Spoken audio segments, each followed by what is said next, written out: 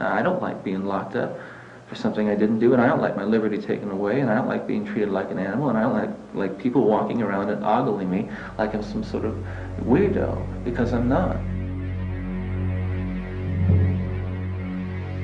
On January 24th, 1989, at 7 a.m., before the sun rose over the state prison in Stark, Florida, plans were underway in the death house for an execution many thought would never occur. The electrocution of Ted Bundy, America's most notorious serial killer. After nearly 10 years on death row, Bundy was scheduled to die for the 1978 murder of Kimberly Leach, a 12-year-old girl. Yet he admitted to killing more than 30 others in a grisly bloodbath that took him through Washington State, Oregon, Utah, Idaho, and Colorado. Since his original capture in 1976, Bundy had become a media sensation. I'll plead not guilty right now. America was mesmerized by the former Boy Scout, college graduate, and law student who, as a rising young Republican, was even a shining star in Washington state politics. The Ted Bundy we knew, before there were any accusations, any charges, any arrests or anything, was a very nice guy. He was a friend of ours. We didn't think he was strange or different. Once he was arrested, Bundy taunted the system. He escaped twice from Colorado prisons while awaiting murder trials there. After his arrest in Florida, he showboated, acting as his own counsel while rapt groupies devoured his every move. He was like a movie star, and if he'd look around, they'd all giggle and nudge each other. And I thought, it never occurs to them that if he were free and he met them on a dark night, they're just the type of potential victim he would be looking for. But Bundy's natural cockiness was now gone as two guards led him to the death chamber. Bundy seemed very resigned to his fate. Bundy seemed startled when he saw the electric chair. Outside the jail, a crowd estimated at 500 avidly awaiting news of his demise chanted slogans like, "Burn, Bundy, burn." They ran electricity through his eyes.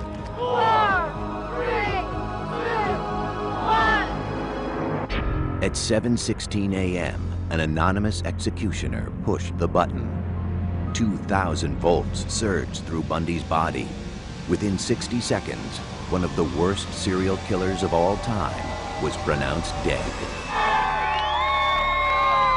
When we came out after the execution, it was almost a carnival atmosphere on the part of some of these people. Cheering, blowing of horns, celebration.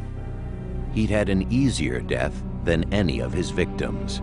Some 35 women may have fallen prey to him. Only he knew the real number, and he carried that with him to his grave. Police believe Bundy's killing spree had begun in 1974, when he was 28 years old, studying law and living adjacent to the University of Washington in Seattle. He made a very, very positive impression. He was very verbal, articulate, intelligent. I guess if I were to characterize him, he looked like a young Cary Grant. But at that time, no one could guess that this clean-cut and good-looking young man was about to begin a series of rapes, tortures, murders, and dismemberments that would shock the world.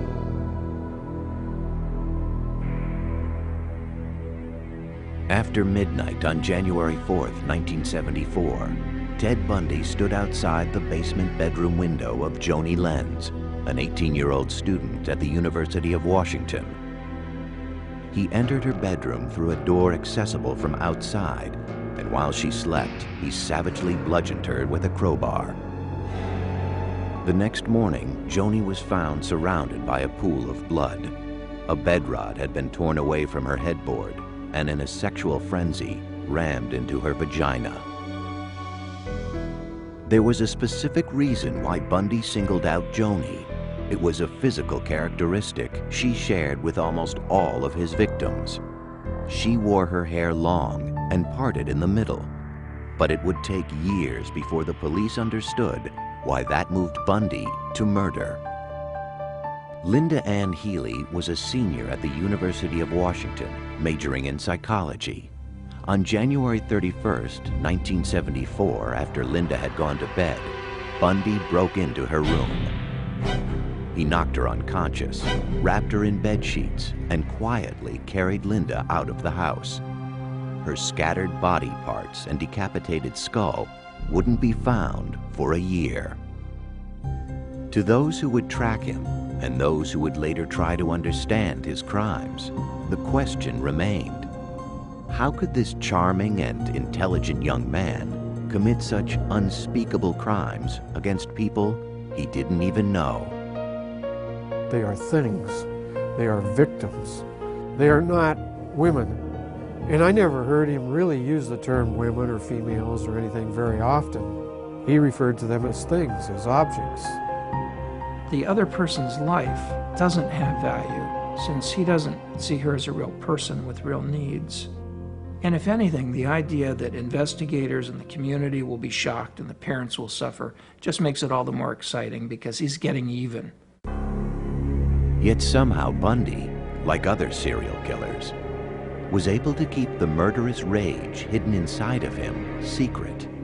To his friends, family, and colleagues, he seemed very well adjusted. Nice person. And he was a person that we socialized with, and we knew a little bit professionally, and I thought was really an up-and-comer, somebody who was going to do well in life. One of the very important aspects of the facade that he built was one of great sincerity. He literally oozed sincerity.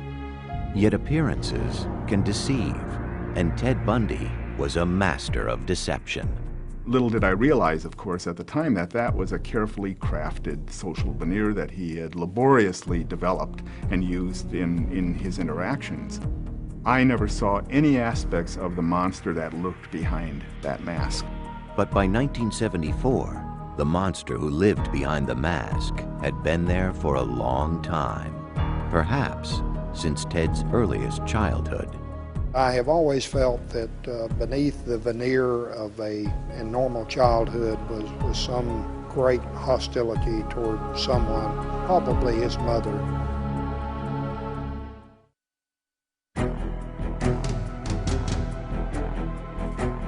Police believe that in 1974, Ted Bundy embarked upon a series of grisly murders that began in Seattle, Washington, and over a period of 5 years spread through Oregon, Utah, Idaho, Colorado, and Florida.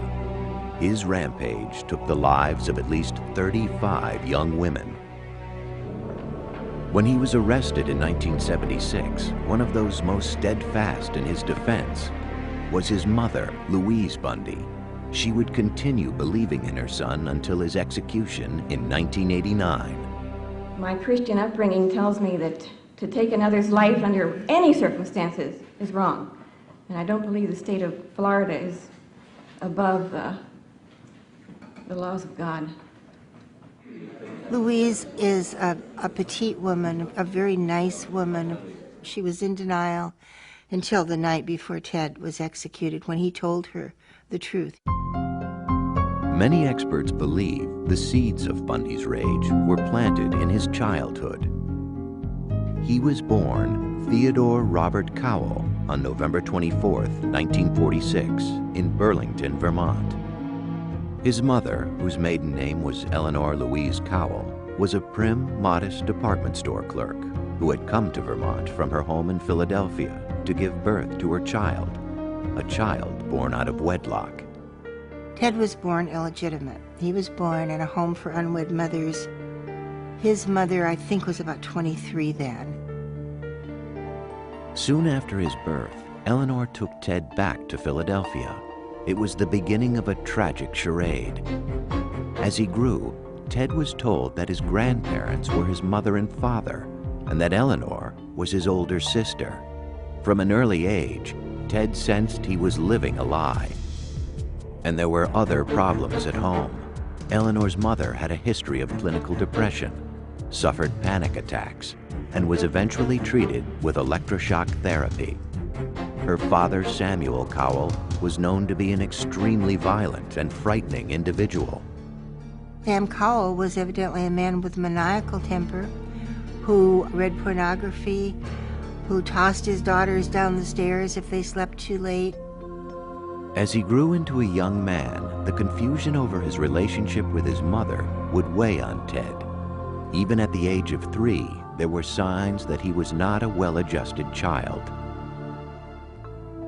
His teenage aunt was taking a nap, and she woke up to see that he had taken all the knives out of the kitchen drawer and arranged them around her body with the blades pointing toward her. His mother, concerned with this behavior and trying to escape the control of her father, moved with Ted to live near her uncle Jack Cowell and his family in Tacoma, Washington. In later years, Ted said that it was devastating for him to leave Sam, the man he thought of as his father. In Tacoma, Eleanor went by her middle name Louise and worked as a secretary at the Council of Churches. One evening, she met a hospital cook named John Culpepper Bundy.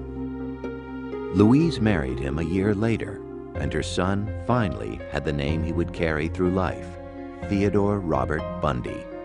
But Ted was never close to John. He had a lot of conflict with his stepfather, looked down upon his stepfather because his stepfather didn't have a high enough station in life. Despite his new name, Ted still considered himself a Cowell and was drawn to his great-uncle Jack, a cultured music professor at the University of Puget Sound in Washington. Ted wanted to be just like him.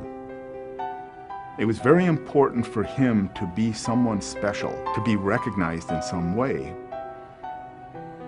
Over the next 10 years, John and Louise added 2 brothers and 2 sisters to the Bundy family. But Ted had little to do with them or their father. He had a Boy Scout troop, but Ted would never go camping. He just seemed to remove himself from any connection to his stepfather. And if there was no connection at home, there was even less at school. His junior and high school friends described Ted as very shy. He suffered from stuttering, and he did not date at all. He really didn't date unless it was a Sadie Hawkins dance where the girls asked him. But there was a secret side to Ted Bundy that was already emerging. He considered himself above the law. By the time he was 15, he had become an expert shoplifter and was a suspect in 2 burglaries.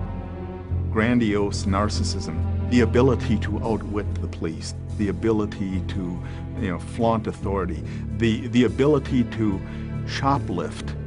All of these things helped confer on him this sort of narcissistic sense of specialness and entitlement. His relationship with women also changed for the worse. He became a peeping Tom, sneaking through the night to peer into the windows of young girls. More significantly, there have always been suspicions that at the age of 15, Ted Bundy became a killer. Ted carried the morning newspaper when he was 15. Along his route, there was a young girl named Anne Marie Burr. Anne Marie was 8. Ted knew Anne